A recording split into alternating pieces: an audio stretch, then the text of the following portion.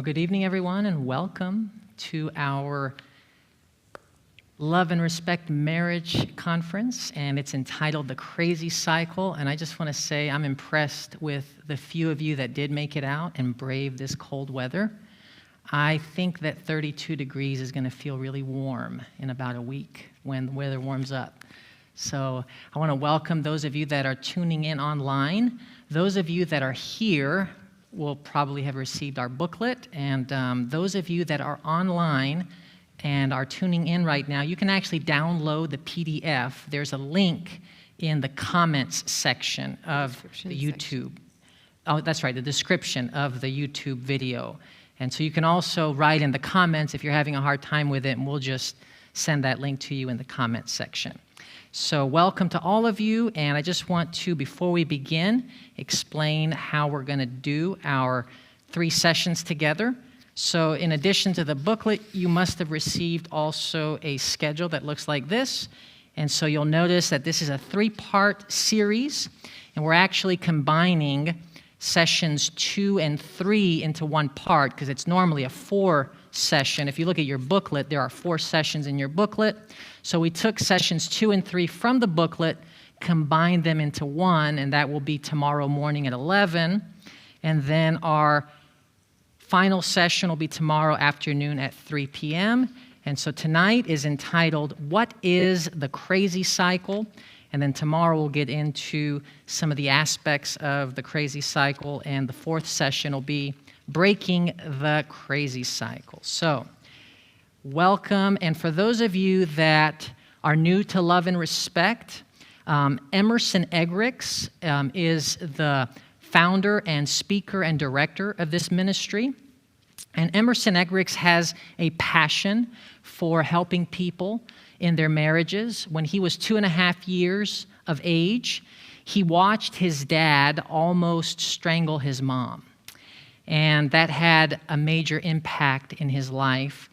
And he witnessed many incidents of chaos like that growing up. When he was 11, he learned that his dad was committing adultery.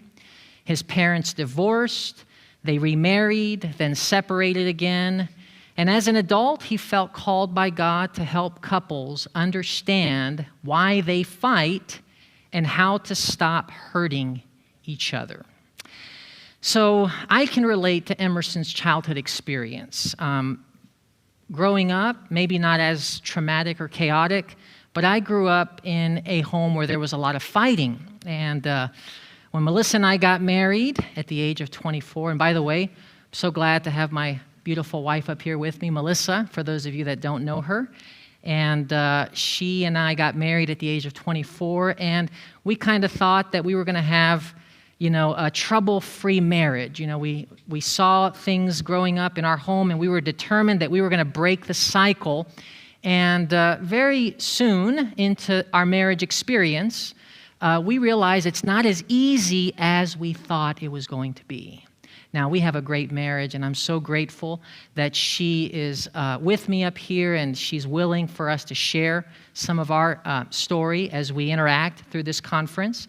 But I tell you, it's not as easy as we thought, is it, for those of us that are married? No matter how good we have it, there are bumps in the road, and we all experience what we're going to learn about tonight, which is this thing that he calls the crazy cycle.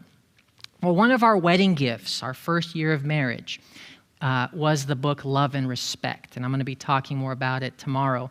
But we got introduced to this series, this conference, this material right on our honeymoon. We read it, and it was a great blessing to us.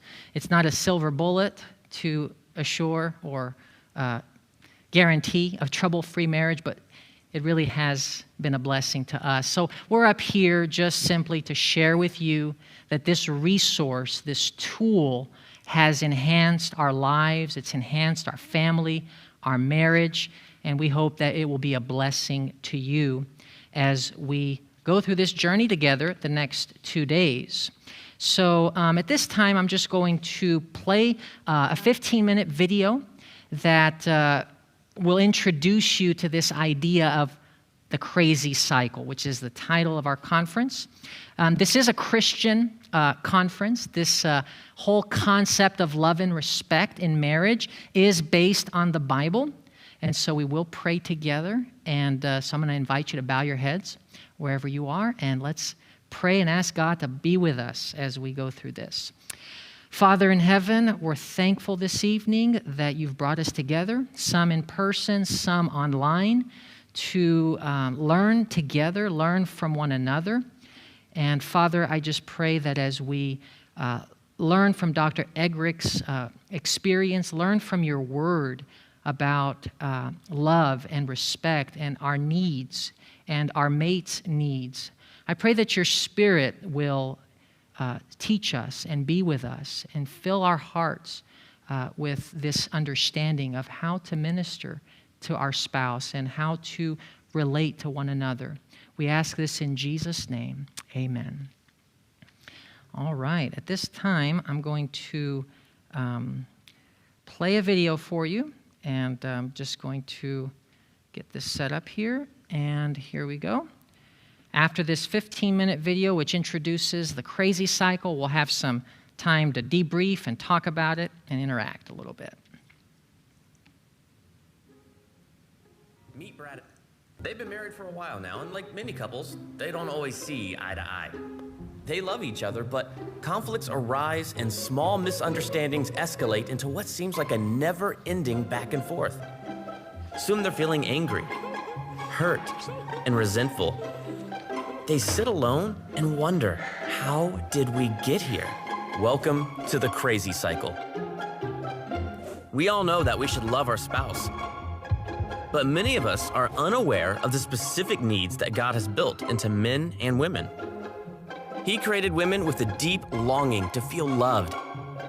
And in men, he put a strong desire for respect. When a husband doesn't feel respected by his wife, he reacts in unloving ways. And when a wife doesn't feel loved, she responds without respect. It's the crazy cycle. Our needs aren't met, so we respond negatively, hoping somehow it will change our spouse for the better. And a loving relationship descends into strife and distrust. Fortunately, God shows us a way to resist this downward spiral. In Ephesians, husbands are commanded to love their wives, and wives to respect their husbands. And just as Christ loves us unconditionally, we are to give love and respect at all times, whether we feel our spouse deserves it or not. As we put them first, we begin to recognize that their complaints are often a plea for love or respect. We trust that they are good-willed people, that even in moments of anger or selfishness, they want the marriage to flourish. This is how we end the crazy cycle, with a conscious commitment to love our wives, to respect our husbands no matter what. Brad and Jessica may not always see eye to eye, but they've broken out of the crazy cycle by living in accordance with God's good design.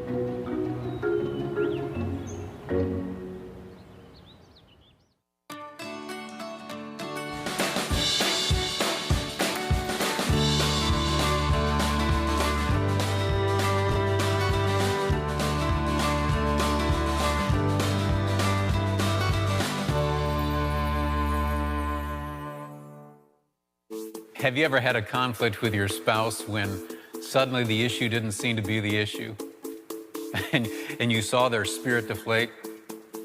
I like to ask the question, what is the issue when the issue isn't the issue? You know, years ago when Sarah and I were first married, we went from Chicago down to Peoria, Illinois, where my parents lived.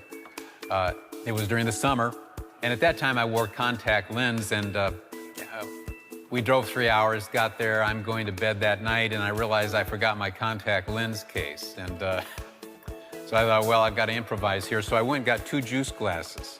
I got up in the morning, poured the water out, put the contact in, got the other juice glass, poured the water out, and there is no contact. I mean, it's not on the lip of the glass, it's nowhere. It is, I looked everywhere. And so I go out, Sarah's with my mom and dad, and I said, Sarah, did you do something with one of those juice glasses last night? I had them on the back of the toilet. She said, no, I I did, she said. I did. I got up in the middle of the night and I took a pill. She drank my contact lens. She drank it.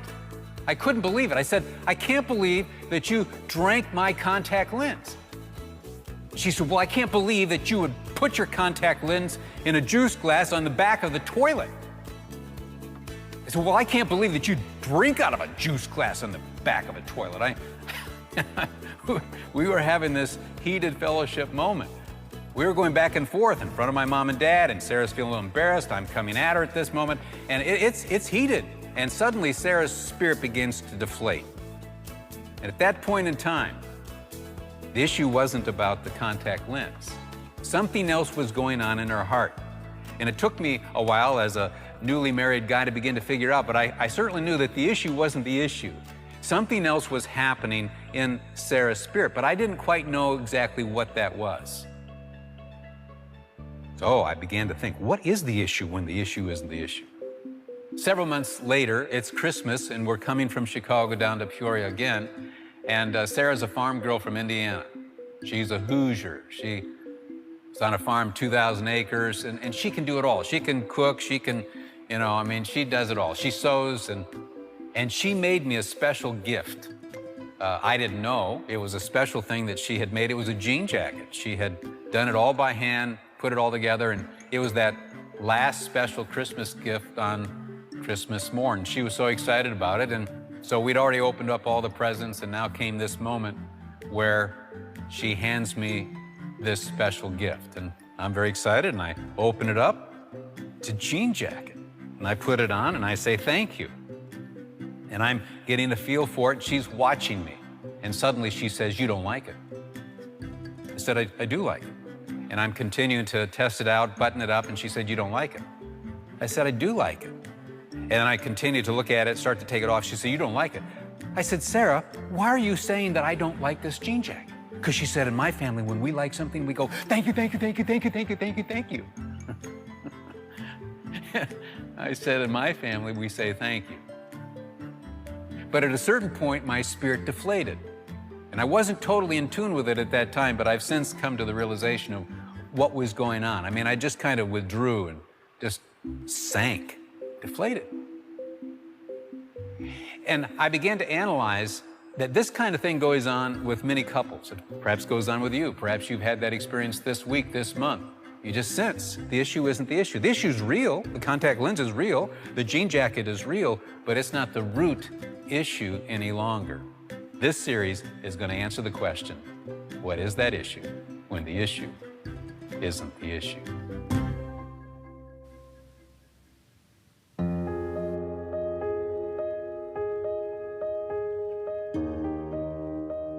We got married really young. I was 21, he was 22. So there's some immaturity when you first get married, and there were just a lot of areas where we were missing each other. So we found ourselves constantly arguing, and a lot of it had to do with, we've got 4 kids. We would talk over one another. We weren't out to understand the other one's perspective. We were just out to be heard. For example, there was one time years ago, I was talking to Jason and felt like we'd had some tension happening in our marriage, and it had come to a point where we were gonna have this big conversation. And I had kind of gotten up the courage to reveal a whole lot of stuff to him that was pretty deep and personal, so I was being really vulnerable. She was very emotional in this moment. She was pouring her heart out.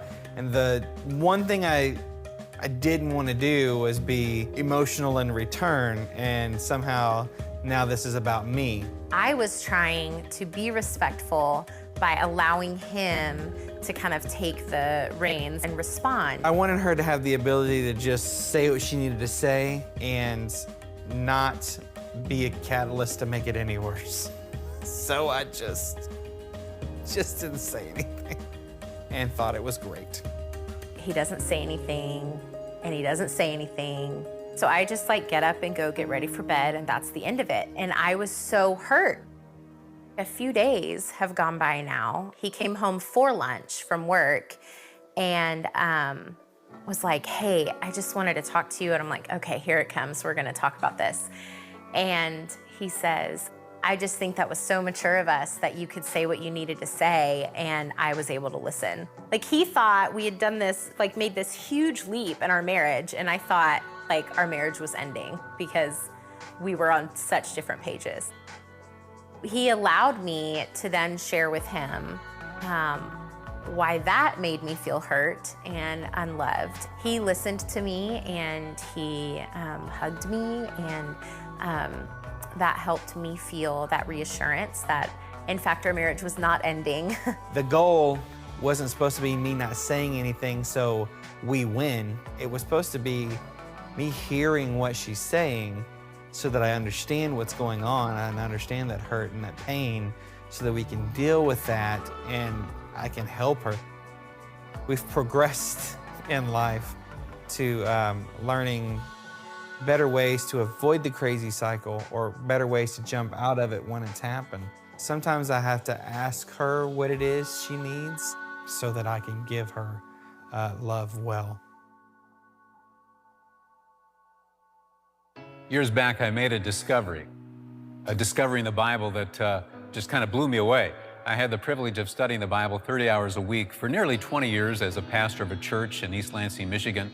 And I was meditating in Ephesians 5, in fact, actually on verse 33, which is the summary statement to the greatest treatise in the New Testament on marriage. Most would say Ephesians 5 is that classic passage on husband-wife relationships, and verse 33 is the summary. It is as though this is God's last word to the church on marriage. You know, if my dad was dying, he was on his deathbed, and he said, "Emerson, come close, come close."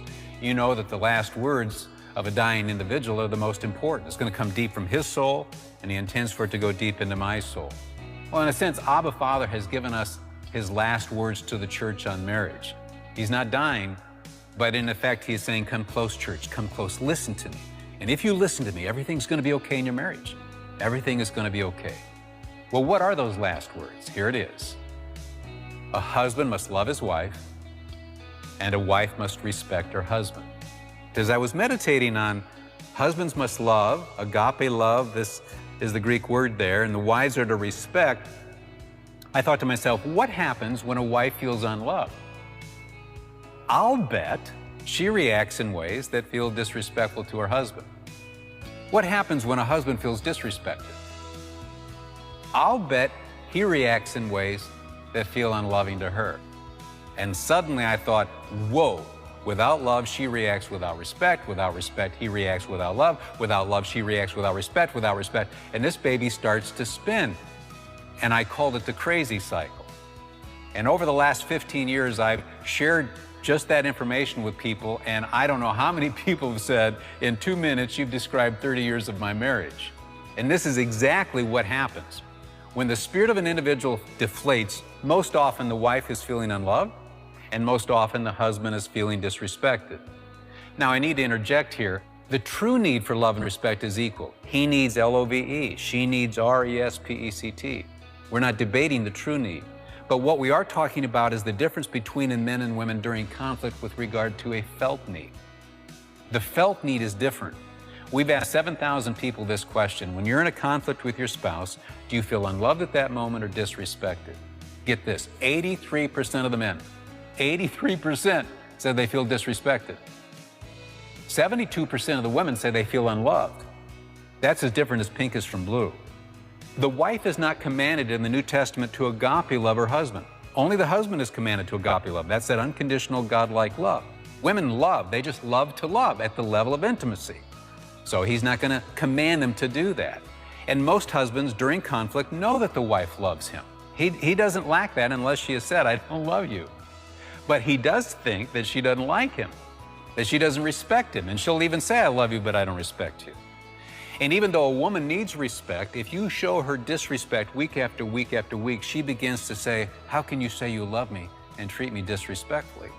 So it begins to go that direction. Without love, she reacts without respect. Without respect, he reacts without love, and this baby spins. Have you had that experience? This is what I believe is the issue when the issue isn't the issue. Is this true? Hollywood certainly would say it. There isn't one movie that ends with the hero embracing the damsel and saying, "I want to respect you the rest of my life." There's not one card in the card history from a husband to wife that says, baby, I really respect you. This is a felt need that's different.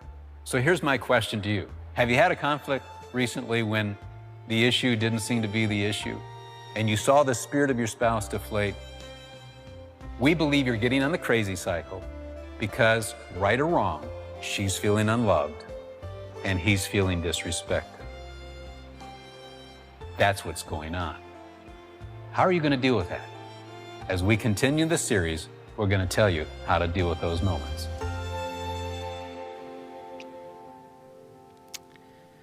I hope you can relate. I know we can, and we're so grateful for those of you that are tuning in online, and some of you have just recently tuned in, so I just want to repeat an announcement I made earlier.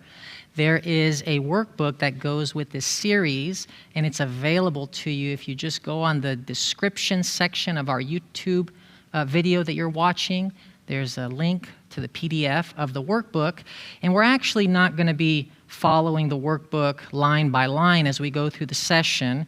There is an excellent discussion questions section that I would encourage you at the end of the session when you're home with your spouse to actually go through and look at those discussion questions together as a couple, and you'll get a lot out of it.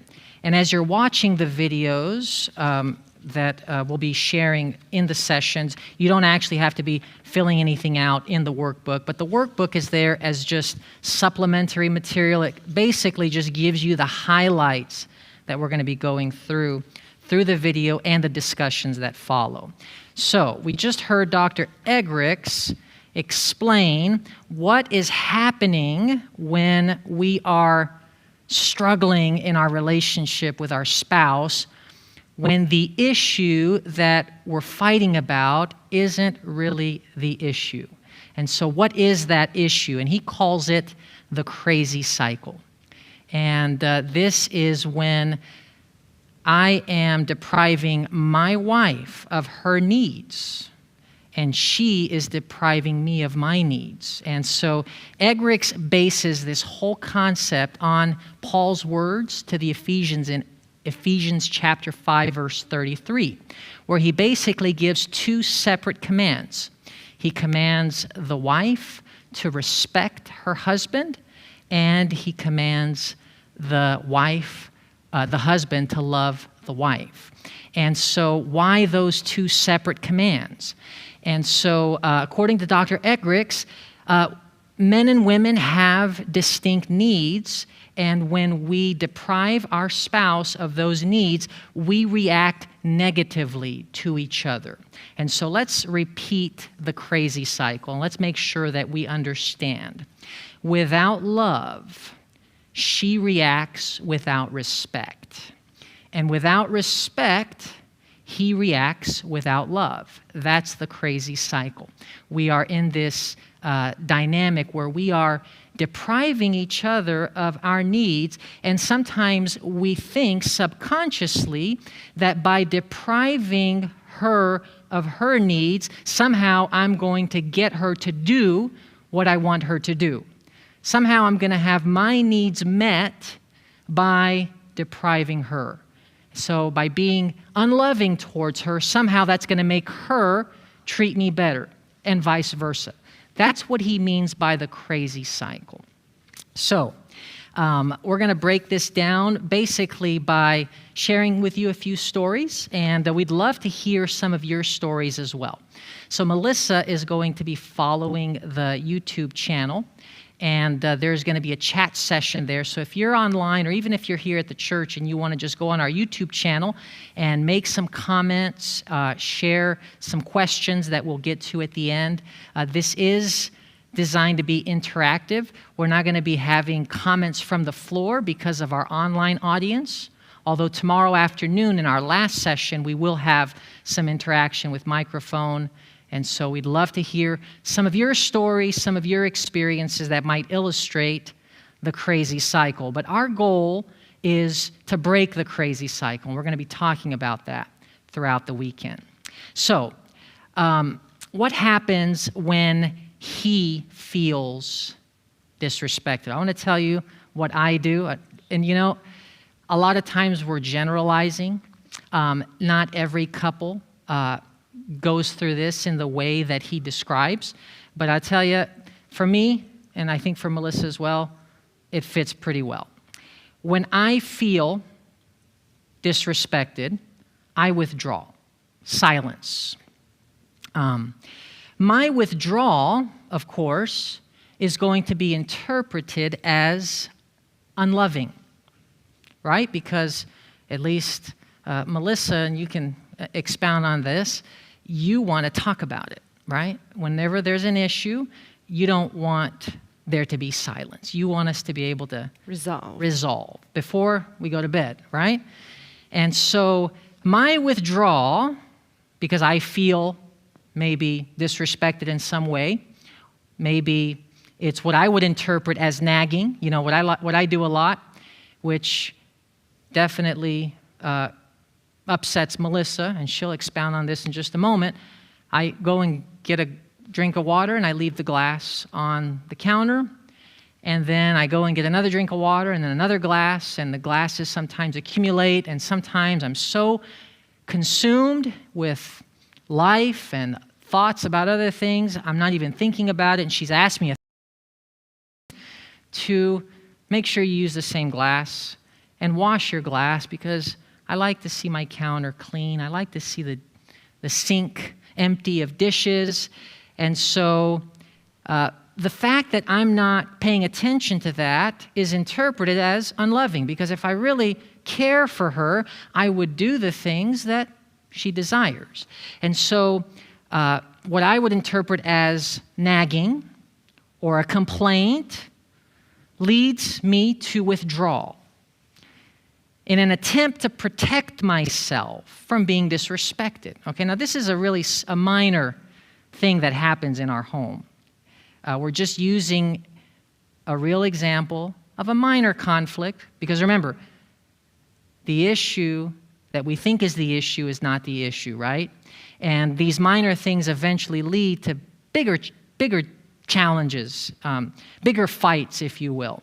But what's happening when I withdraw and there's silence, it's interpreted as unloving, because the loving thing to do is, let's talk about it. Let's figure this out.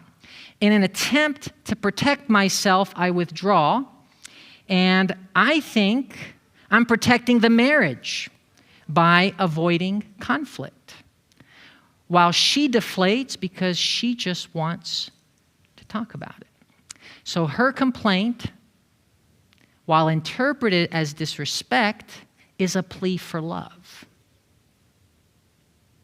My withdrawal, interpreted as unloving, is my desire to keep the peace and to protect myself.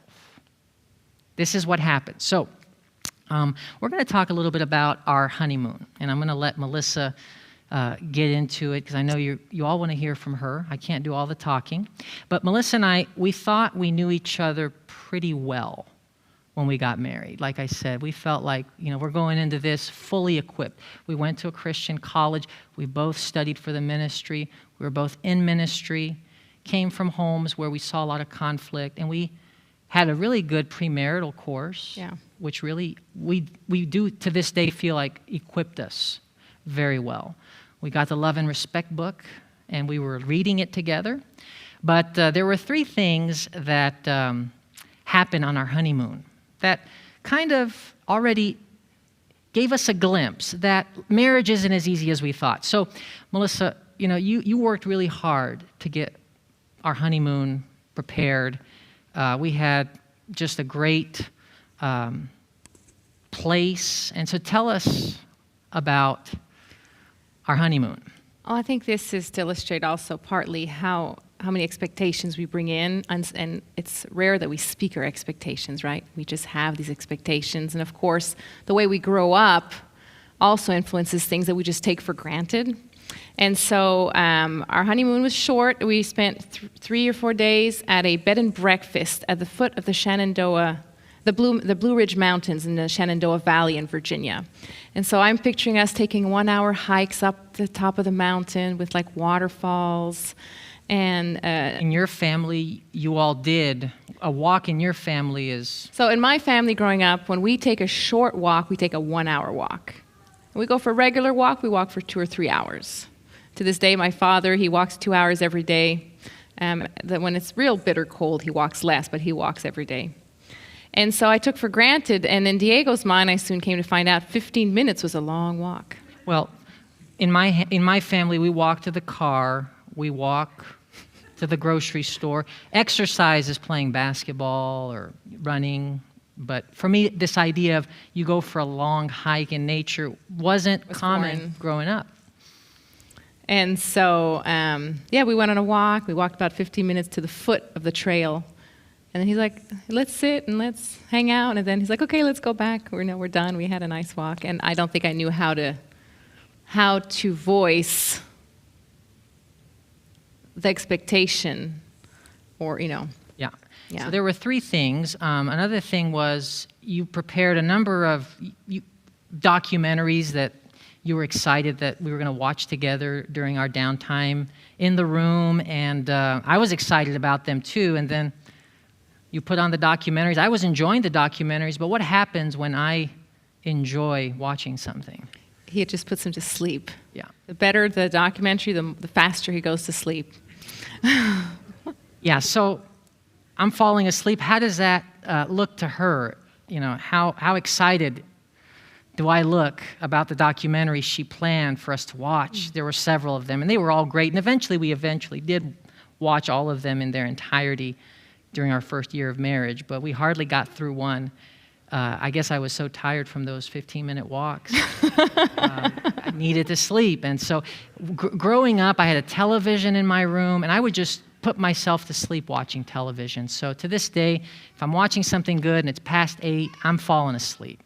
Whereas Melissa, It wakes me up. keeps her awake. So we cannot really watch anything past 8. I love watching things a little later. For her, it has to be early because watching something will keep her up till midnight.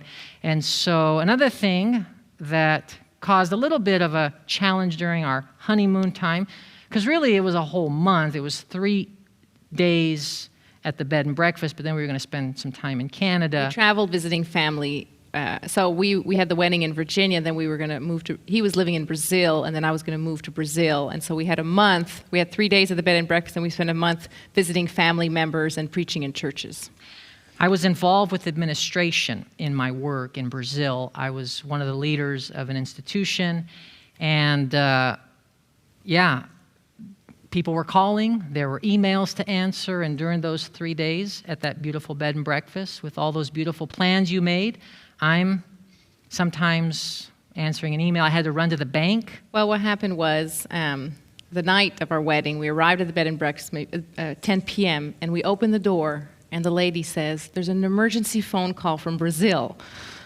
And we hadn't even told anyone where we were staying, and so I was like, how did they even find us? One of the vehicles of the institution had been apprehended, and long story short, they needed my signature. Only my signature was going to Release it. solve the problem, release the vehicle from the hands of the authorities, and every day that it was there was going to cost so much, and so it was an emergency, at least from their perspective, it was an emergency. And so, again, this does not feel very loving, because if you love me, you're going to put your all into this time.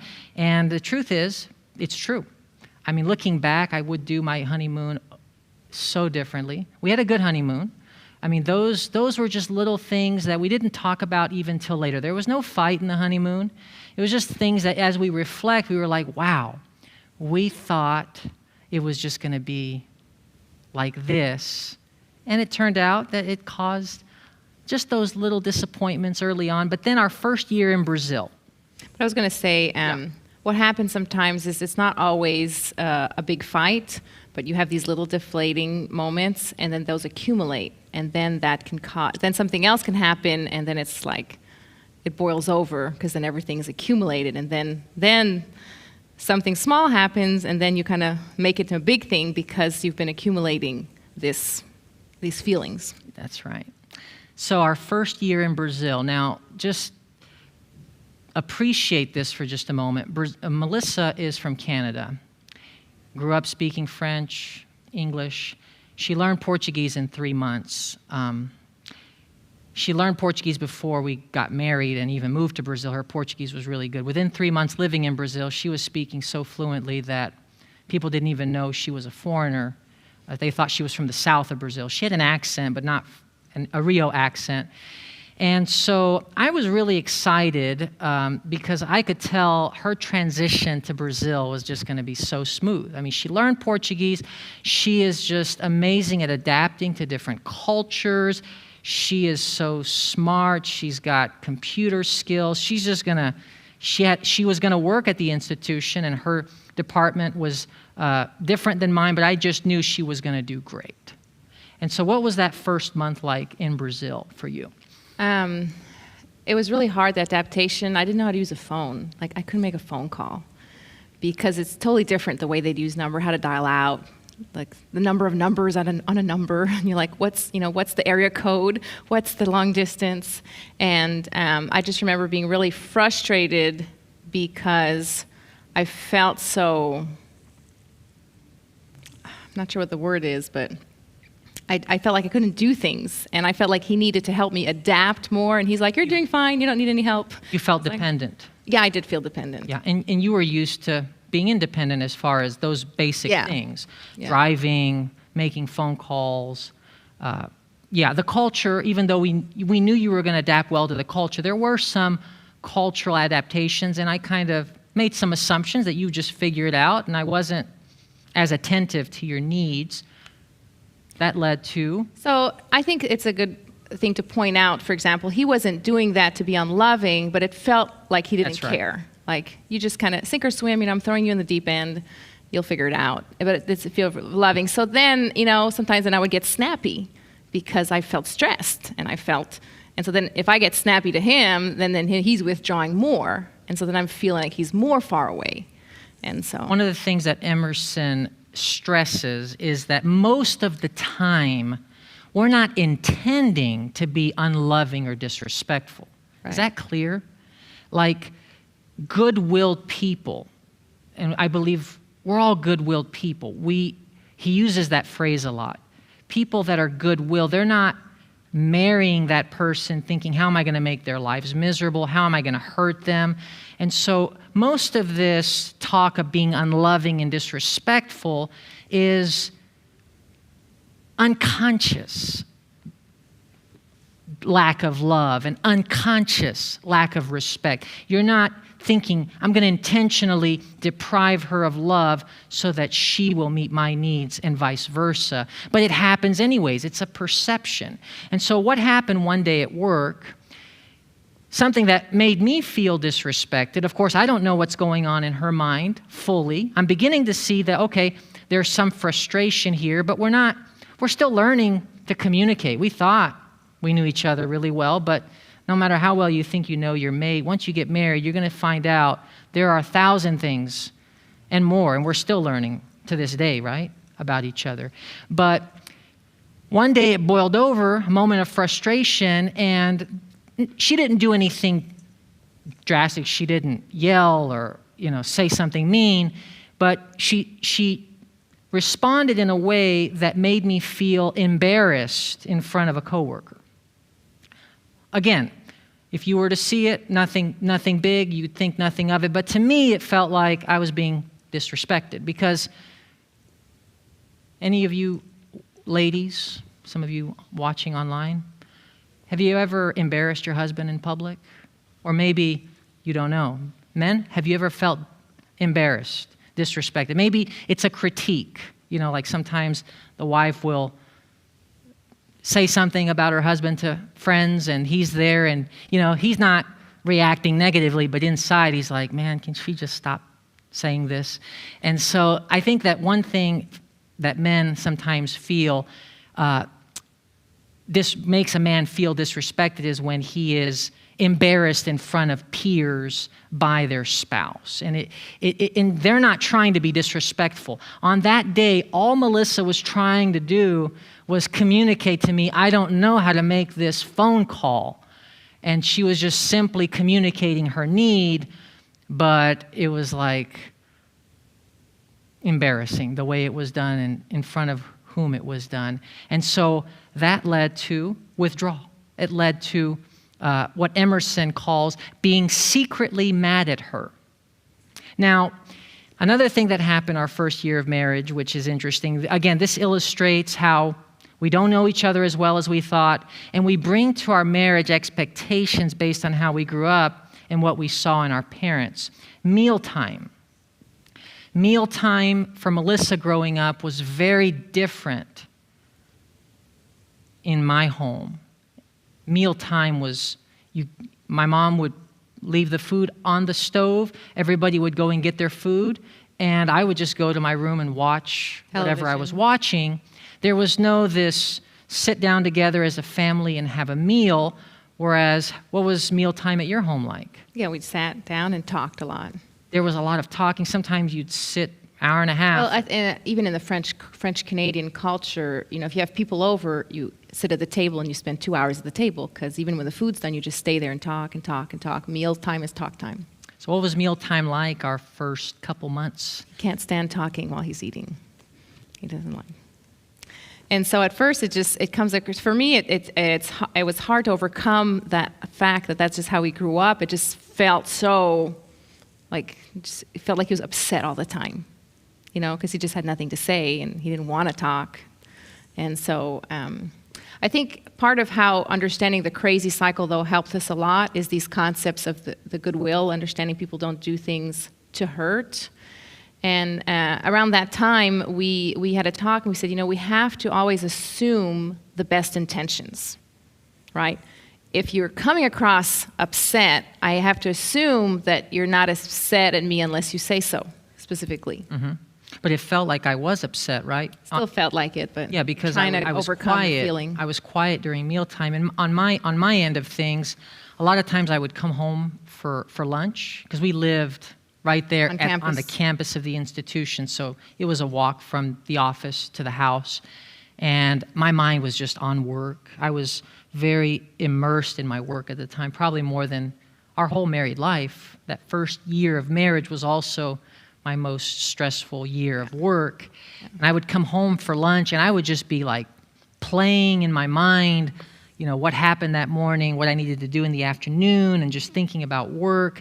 Not to mention the fact that mealtime at our home was never about fellowship and talking. And I have to admit, today, I'm so thankful that Melissa brought these values and these habits to our family. And we do meals in our home today more like the way she was used to growing up. And we've kind of met each other halfway. There are times, though, when we'll be having lunch and I'll say, can we just watch this documentary?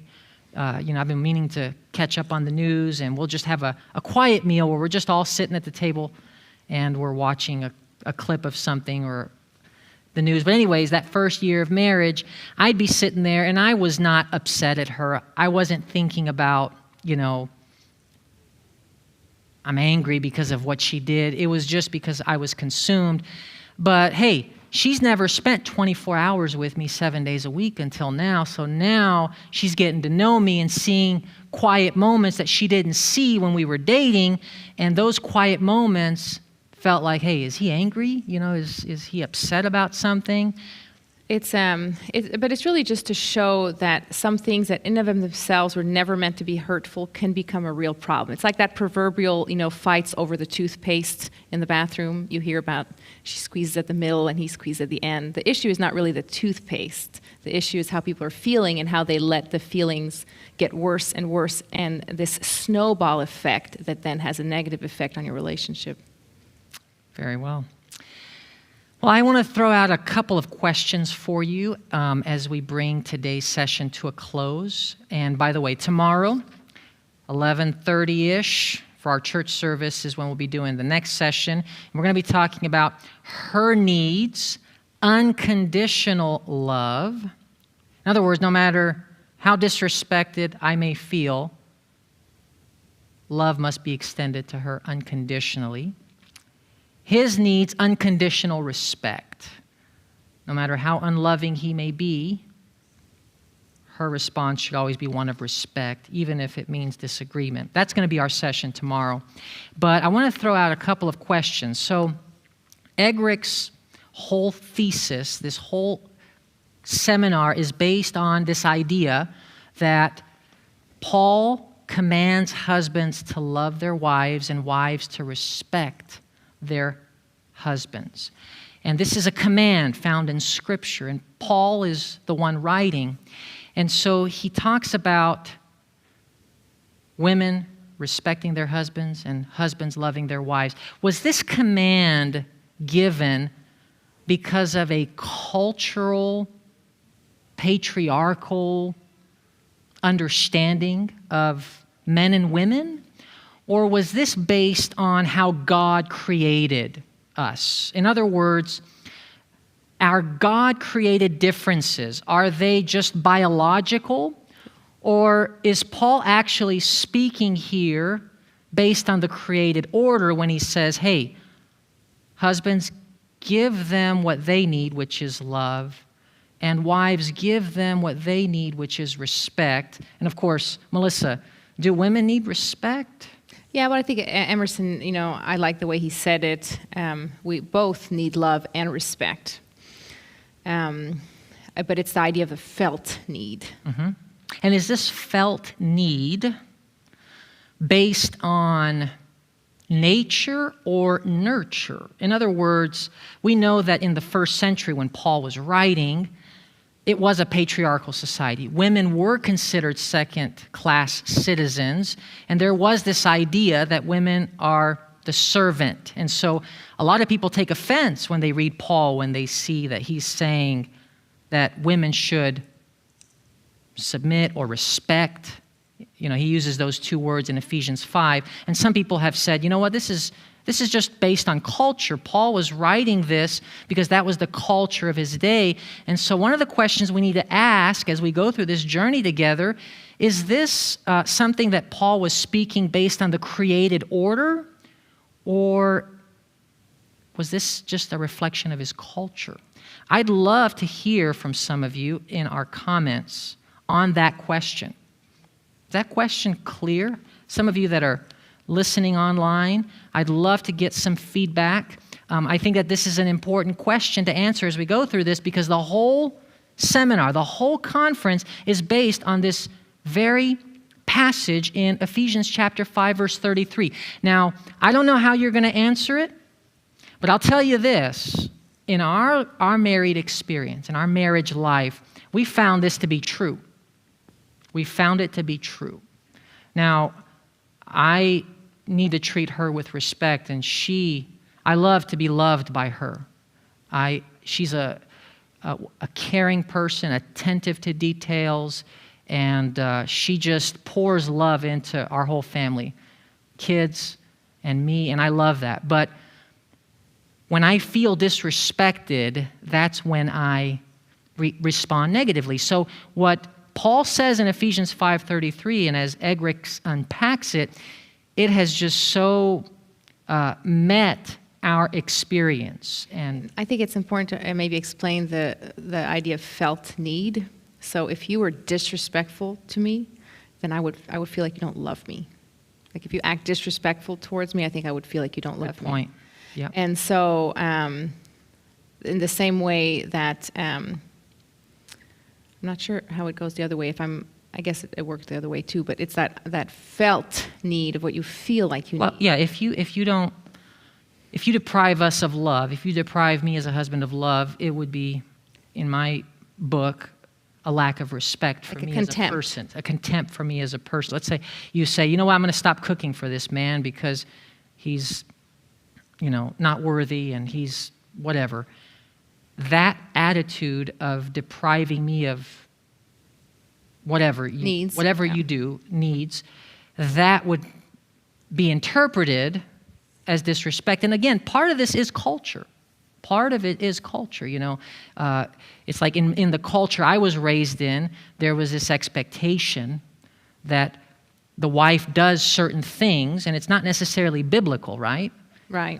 In the Brazilian culture, which is very patriarchal, there are some expectations that are very ingrained in the culture. So anyways, these are some interesting questions for us to consider as we go through. Again, tomorrow, her needs, unconditional love.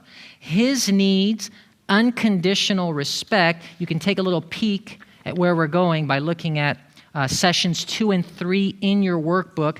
That's what we'll be covering in tomorrow's 11:30 session. And then session 3 in the afternoon, breaking the crazy cycle. So thank you for coming tonight and tuning in. Yeah. Just want to remind us, everyone, that I think it's helpful to go through those discussion questions. And, we've shared some stories in our marriage where we feel like we've had some crazy cycles. We've shared very little tonight, but I think it's good for every couple to think through their conflicts Yes. and their issues and see if some of this could be also applicable to your lives and in what way. So you got to do a lot of personal couple searching, I think that would be beneficial. We're on a journey together. Melissa and I have only been married 13 years. We were talking this afternoon and kind of feel unworthy to lead out in this kind of conference, only being married 13 years. Really, it's EGRIX that is leading out, and we're facilitators. We're sharing some of our experiences because we want you to know that we're struggling also in this. This is a journey that we're all in together. Don't be fooled by Facebook. Don't be fooled by appearances. Every marriage, no matter how healthy and thriving they may be, there are moments where one feels like their needs are not being met. And it does set off some negative responses. It's how we handle that that makes the difference. And so we're simply sharing a resource with you, those of you that are here and tuning in online. And we're excited to be able to do this because we really believe this has been a blessing in our lives. And we know that marriages have been transformed through this material. You may not agree with everything that EGRIX teaches, but I'll tell you, do some reflection. There are some principles that are going to be addressed tomorrow. We're going to be talking about taking responsibility for our response regardless of how the other one is behaving. That's a powerful message. It's a biblical message. And it's one that we can only really live through the power of His Spirit. So we're going to end with prayer tonight. Melissa, why don't you pray for us as we close? Kind Heavenly Father, we're so grateful for your word. It is so full of gems of truth that help us in all aspects of our lives. And Lord, you know that all of us can use your help in our marriages. Some of us have stronger marriages, some of us have weaker marriages, but in all cases we want to grow more like Christ. We want to have more of your Spirit and more of your guidance in each one of our marriage. So I pray that you would guide us, open our eyes to how this material can help us to love and respect each other better and reflect to the world what your word can do in lives. And we thank you for these things in Christ's name. Amen.